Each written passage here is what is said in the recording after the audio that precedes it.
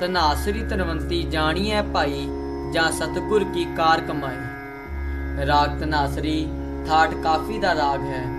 इस राग विच गा अते धा स्वर कोमल लगते हैं ਅਤੇ बाकी स्वर शुद्ध प्रयोग ਹੁੰਦੇ ਹਨ। राग ਦੇ ਆਰੋਹ ਵਿੱਚ ਰੇ ਅਤੇ ਧਾ स्वर ਵਰਜਿਤ ਹੋਣ ਕਾਰਨ ਰਾਗ ਦੀ ਜਾਤੀ ਓੜਤ ਸੰਪੂਰਨ ਹੈ। ਇਸ ਰਾਗ ਦਾ ਵਾਦੀ स्वर ਪਾ ਅਤੇ ਸੰਵਾਦੀ स्वर ਸਾ ਹੈ। ਰਾਗ ਧਨਾਸਰੀ ਦਾ ਗਾਇਨ ਸਮਾਂ ਦਿਨ ਦਾ ਤੀਜਾ ਪੈਰ ਦੁਪਹਿਰੇ 12 ਵਜੇ ਤੋਂ ਲੈ ਕੇ 3 ਵਜੇ ਤੱਕ ਹੈ।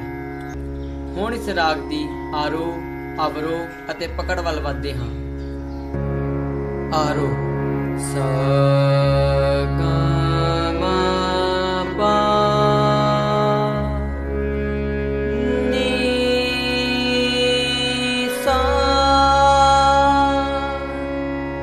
अवरो सा नी दा पा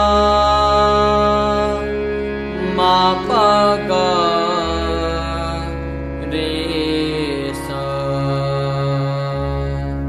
पकड़ नी सा